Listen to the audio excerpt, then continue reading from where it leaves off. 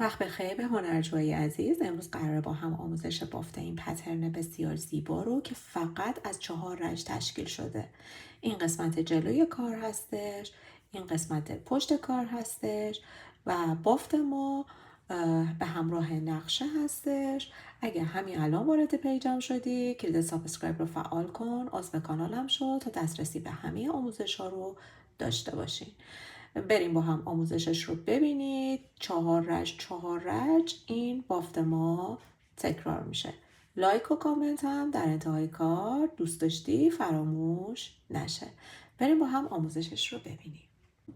برای بافت این پترن تعدادونه‌ای که ما باید سر بندازیم باید مضربی از 2 باشه، یعنی 2 4 6 8 10، یعنی بر 2 بخش پذیر باشه. من الان اومدم اینجا 1 2 3 4 5 6 7 8 9 10 11 12 13 14 15 16 17 18 یادم رفته بود چند تا سر انداختم. 18 تا دونه سر انداختم که 16 تا برای پترن، 2 تا دونه برای ابتدا و انتهای کار در نظر گرفتم. من یه رج کامل به رو بافتم که بیام این قسمت، چون جابجایی داریم از ابتدای کار و اینکه طبق نقشه خطوطی که از بالا به پایین یعنی عمودی به زیر و خطوطی که از چپ به راسته به صورت یه خط راسته یعنی افقی یعنی به رو.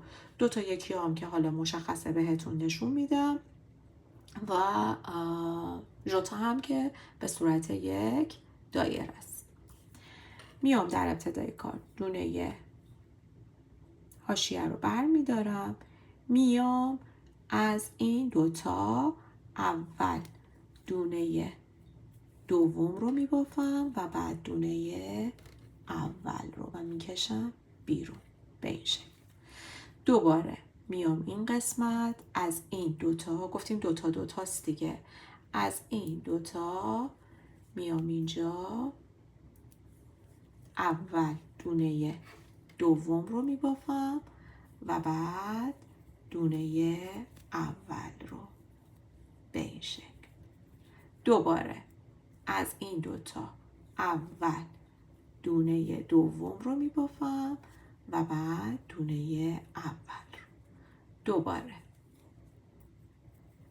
به این شکل طبق نقشه میگه دونه دوم رو اول بباف و بعد دونه اول رو و بعد بکش بیرون. دوباره اول دونه دوم و بعد دونه اول. دوباره دونه دوم و بعد دونه اول.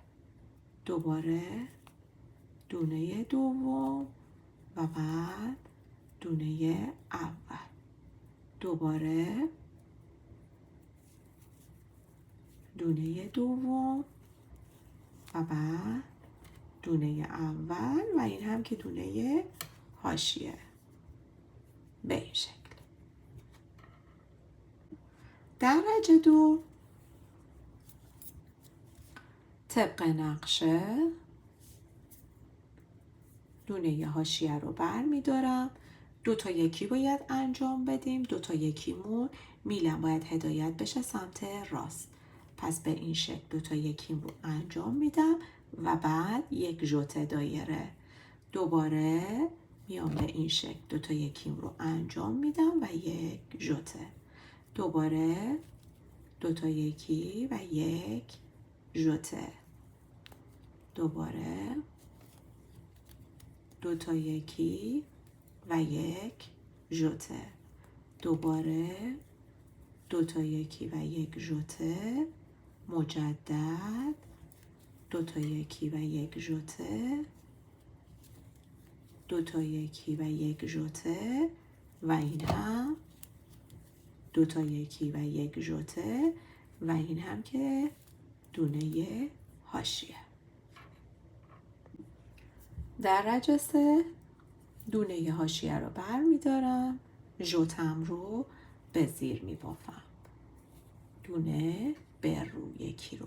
دوباره دونه به زیر، دونه به رو، دونه به زیر، خط عمودی به رو، خط افقی به زیر، به رو، به زیر، به رو. به همین ترتیب تا انتهای بافت انجام میدم و این هم که دونه حاشیه. به این شکل. پشت کار دونه ها رو به همون حالتی که میبینم میبافم. دونه به زیر، دونه به رو، دونه به زیر، دونه به رو، به زیر، به رو، به زیر، به رو، به زیر، به رو. به همین ترتیب تا انتها بافت رو انجام میدم. به این شکل. این پشت کار، این هم الان روی کار. دوباره باید از رج 1 بافت رو شروع کنیم. چون 4 رج هست، من یه بار دیگه باهاتون تکرار میکنم که وقتی بهتون میگم از رج اول دوباره باید تکرار بشه، یعنی دقیقاً به همین حالت. پس دوباره من میام رج 1 رو شروع میکنم. دونه حاشیه رو بر میدارم. اول باید دونه دوم رو به زیر ببافم. منتها چون به این حالته، پس از این حالت به این شکل میگیرم. این دونه دوم و این دونه اول.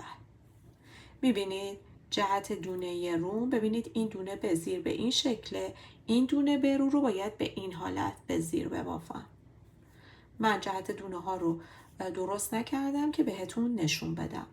دوباره میام دونه دوم به زیر و بعد دونه اول. دوباره دونه دوم به زیر و بعد دونه اول. دونه دوم به زیر و بعد دونه اول و بعد میکشم بیرون. دوباره دونه دوم و اول میکشم بیرون. دوباره دونه دوم و بعد اول. دوباره دونه دوم و دونه اول. دوباره دونه دوم و بعد دونه اول و این هم که دونه حاشیه. به این شکل. خب در رج 2 دونه حاشیه رو بر میدارم. حالا باید 2 تا 1 انجام بدم. باید میلم هدایت بشه سمت راست، جهت دونه هام درسته، پس به این شکل 2 تا 1 رو انجام میدم به زیر و 1 ژوته. بعدی 2 تا 1 و 1 ژوته. دوباره 2 تا 1 و 1 ژوته. مجدد 2 تا 1 و 1 ژوته. دوباره 2 تا 1 و 1 ژوته. مجدد 2 تا 1 و 1 ژوته. 2 تا 1 1 ژوته. انتها 2 تا 1 رو انجام میدم و بعد 1 ژوته و دونه حاشیه. در رج 3 میام دونه حاشیه رو بر میدارم، ژوته رو به زیر میبافم و این دونه به رو. ژوته به زیر، دونه بعدی به رو. طبق نقشه ژوته به زیر، دونه به رو. ژوته به زیر، دونه به رو. به همین ترتیب تا انتها به همین شکل بافته میشه.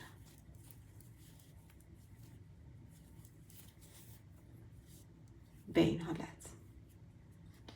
پشت کار که میشه رج 4، دوباره دونه ها رو به همون شکلی که میبینم، دونه به زیر، دونه به رو، به زیر، به رو، به زیر، به رو، به زیر، به رو، به زیر، به رو. به همین همین ترتیب بافت ادامه پیدا میکنه به این شکل. و این هم از روی کار. دوباره 4 رج بعدی، یعنی از رج 1 دوباره تکرار میشه و بافت ما به این زیبایی میشه.